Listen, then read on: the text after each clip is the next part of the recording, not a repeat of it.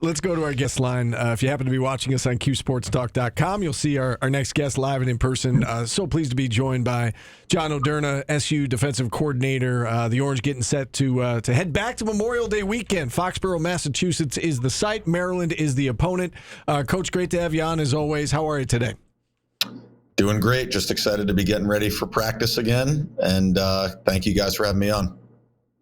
All right, so I don't know how early you tuned in, but in the last segment we were talking about tiresome narratives surrounding SU sports, and one of them, the jumping off point was centered around your team, right? It was you were preseason number 2, and everyone, media, fans, everybody was saying Final Four or bust for this year's team. Did that grow, and I know that like midway through the season, especially after those 2 losses, you guys kind of got away from all of that. You didn't want to talk Final Four. You wanted to talk next game, next practice, next day. Did the outside noise of the Final Four impact this team early in the season at all? Did you have to address that with the team? Yeah, a little bit. I mean, I guess what I would say is when you come to a place like Syracuse, as a coach, as a player, you are very aware of the tradition and history of the program. So I think regardless of the outside voices, noise, whatever you want to call it, the internal expectations were Final Four, national championship. And to be honest, it was the same last year. I think that's the expectation here every year internally. So, I think some of the outside stuff maybe validated or just pushed that narrative even further. And I think we just decided as a group that, back in February when we lost 2 games in a row, it wasn't possible to be in the Final Four. It wasn't possible to win the national championship. Let's silo our approach and just focus on each day. And if we can do that, we had faith that we'd end up in the spot that we've earned the right to be in right now. So I was going to ask you that. I mean, it's one thing to say it, ignore the Final Four talk, guys. We got to take it one game at a time. It's another thing for the team and the players to buy into it. So I guess what was it about those conversations? Was it coach-led? Was it captain-led? How did you go about making sure that the players actually bought into that? Because they clearly have. And, we talk to them every week, and their messaging is the same as your messaging, and it seems like everyone is clearly on the same page. How did you get the players to buy into it? I don't think it was too hard to get buy-in. When you're coming off back in February, we were coming off back-to-back losses. So I think you learn a lot more when you lose than when you win. And it forced all of us to reflect and hit reset. And we felt that, a lot of people around the country were hitting the panic button on our behalf. We were kind of just like, what do we need to do to recalibrate, reload, and go back to work and set ourselves up to make a run? So, I think there's a level of belief that comes with it. Our guys, I think we started the conversation, and then our guys took it and ran with it. And, we talked a lot about any good team, any team that's making a run, they start to have a rallying cry, some common language, vernacular, things like that, where you're hearing the same themes over and over and over. And I think our guys took we've joked about you got to beat Tuesday. Tuesday's got a great team. Then we got to beat Wednesday. Wednesday's got a great team. I would say the players took that narrative and ran with it a little bit. Sometimes teams need to lose in order to learn how to win. I mean, you don't want it to go like that, but, those of us who've been around sports a long time, we see it time and time again that a young team might need to take some lumps, and then as they grow up, they get better in big game situations. This group in particular, obviously, 4 years ago they're winning 4 games and then 8 games and then double-digit wins last year, but you lose in the national quarterfinals, and then this year you get over the hump and you get to the Final Four. Can you speak to that, I guess, a little bit, the maturity of this group and how they have grown? And I don't think it's a coincidence that, you won back-to-back epic games the way that you did when, you could have folded down by 5 against Harvard, or you could have folded when Princeton took the lead with 4.5 minutes to go the other day, but you came back and you fought through that. Can you speak to, I guess, the maturity of this group to be able to overcome some of those things now and maybe won a couple of games here in the NCAA tournament that they would have lost the last couple of years? Yeah, I think that's part of the progression in sports and in life, right? We all want it to come easy. Everybody wants to be the champion. Everybody wants to make it to the Final Four. Everybody wants to hold the trophy, right? But ultimately, you're going to have setbacks in college sports right now. And I'll say college lacrosse in particular, the parity is at an all-time high. This is probably the most competitive and compelling men's lacrosse tournament that's ever happened. So, I think for us, I think I did this in my spot with Brian last week, there's the old coaching chart. Success looks like this. You go up, then you fail and go down, then you go up, then you go down, and then you kind of jump off the charts once you've learned some of those lessons. So I think our season's been a little bit like that. You don't just win. You got to learn how to win. Sometimes learning how to win is you got to lose and recalibrate and look at the mistakes you made.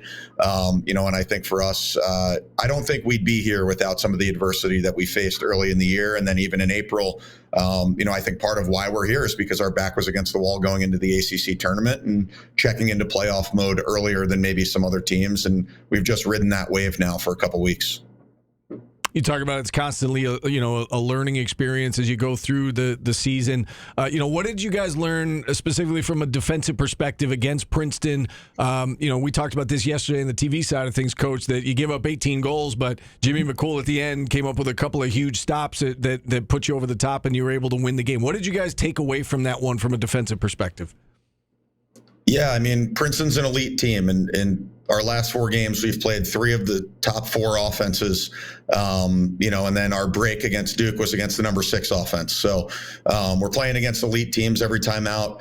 Princeton's just another one, talking about some of their recent games. They played Duke, scored 14, and Duke had a significant face-off advantage. UNC, they got to 15, and UNC won, I want to say, like 80% of the face-offs in that game. Cornell, they got to 15 goals, and Cornell had a significant face-off advantage in the game, right? So something we talk about a lot during the game is you can't really worry about what's happening and what the score is. The goal is just to be up by 1 at the end of the year or at the end of the game, and especially at this time of the year. So, what do we learn during the game is that I was really proud of our guys kind of keeping it afloat. It reminded me a little bit in a way of our Virginia game last year where it was a bit of a score fest and a thrilling game, but ultimately our defense had to be the backbone of the program and make a stop with the game on the line, and we were able to do that, and I think that showed a lot.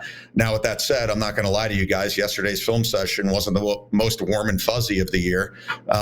We've got a lot to work on, and I know we've set a standard as a top 10 defense all year that we can play at a higher level than that. So I'm confident that while we've proven we can make the play when it matters, we've got to string together a little bit more consistent play this week if we're going to have a chance to play on Monday.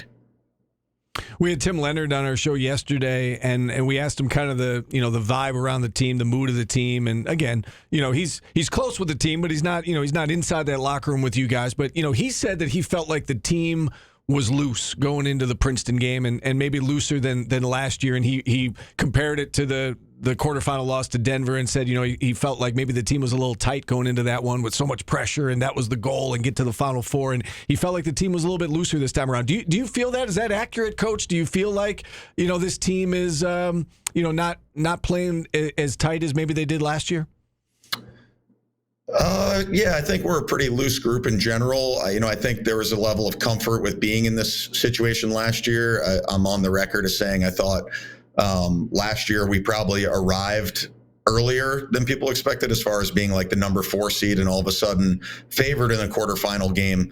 I think this year there was a level of comfort having been in this spot before and understanding that we needed to approach it a certain way in order to have success. So yes, I do think we're a loose group, but I thought we were loose, but also more focused going into it and a little more business-like in our approach last week, maybe compared to the year before. And I thought it was a really positive thing. And our guys, again, we didn't blink in the face of adversity. Last year in the quarterfinal, we didn't come out quickly in the third quarter and we went down and we chipped away at it, but we didn't make enough plays, kind of ran out of time. This year's game was we were down, we were up, we were down, we were up. We were down again with 5 minutes left. I think we're just a more mature group, and we've learned a lot about ourselves over the course of this year and at the end of last year. And I think that's showing up right now and helping us. All right, let's turn our attention to the opponent on Saturday. It's an opponent that you guys know awfully well. I know getting off to a good start is important in any game, Coach. Is it even more important against Maryland, given their style of play and the way they want to slow it down and be methodical? Is it essential to get off to a good start against these guys? Yeah, I think it's always critical to try and get off to a good start. I think the game could take on multiple complexions depending on how the game starts out. I know Maryland does a great job of sort of being, like you said, methodical, disciplined. They execute better than anybody. in the country. So, they're going to come out and be ready. And if we can start the right way and make the game sort of run at our tempo, I think that'll give us an advantage. But we've talked about it all year. You've got to be able to win a multitude of ways. You got to be able to win the rock fight, look at the ACC championship, and you got to be able to win the score fest and look at maybe this past weekend and all the other ways in between. So, we want to get off to a great start. We want to get out in front just like we do against everybody, but ultimately we'll play whatever style of game we have to play. And we have belief that we can win any type of game right now. Maryland is obviously a really good team. Number 2 seed. You faced them down in College Park back in, mid-February, I think, 11-7. They got you with a strong second half. What do you take away from that first meeting? And I guess what do you apply to this one coming up on Saturday? Yeah, I think they're going to be a different team than we played in some ways, and we're a different team than they've played. Obviously, we've both learned a lot about ourselves over the last few months. I think going into that game, we were number 2 and they were number 6, so I guess that's a fun role reversal. But ultimately, none of that stuff really matters. I think they are who they are. They have a lot of tricks in their bag. It's just which ones and which buttons do they want to push. But I do think the familiarity with them as an opponent is good for our guys. It allows us to expedite things from a scouting perspective, from a matchup perspective, in all areas. And, I do think that it's going to be a fun challenge for us. They're obviously well documented. Coach Tillman and his group are one of the best when it comes to playoff lacrosse, and it's the perfect opponent at the perfect time for us. And then I guess just lastly, Coach, can you speak to the vibe around the program, including the fans, right? This fan base has been, starved for, a Final Four trip. And after 12 years, you guys are going there and just the attendance figures you had towards the end of the season at home and the support you guys got down on Long Island last week. And I'm sure there's going to be a ton of Central New Yorkers, rooting on Cornell and Syracuse this week in Foxborough. Can you just kind of speak to the entire Orange Lacrosse family, fans, alumni, and just the vibe around the program right now as you guys get set to play in the national semis? Yeah, it's unbelievable. There's no group of fans and no program like Syracuse as far as the following and the history and the tradition. And, the attendance figures show that the attendance on Long Island and the amount of orange there was in the crowd, Syracuse orange, I should specify.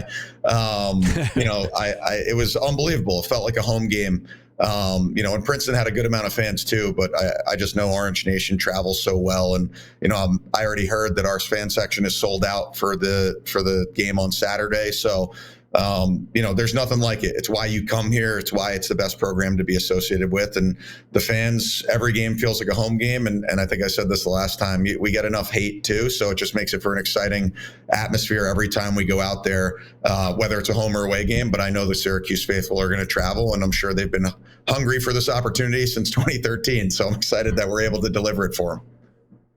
Well said and well done, Coach. Keep up the good work. Best of luck as you get ready for this national semifinal game, and we'll all be rooting for you. Thanks for coming on. Great. Thank you, guys. All right, John Odierna joining us here on the show. Good job, Steve. It'll be the 2:30 game on Saturday. Cornell, Penn State at noon.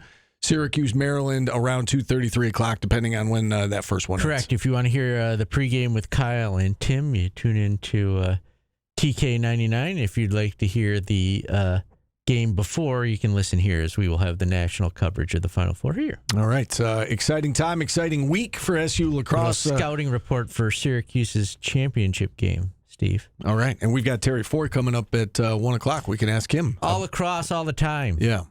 Well, it's a big story. Yes, it's a huge Thank story. God for it, because we would be picking birds still. No, we wouldn't. You lost the bracket. We'll take a time out here. We'll wrap up hour number 1 next on ESPN Radio.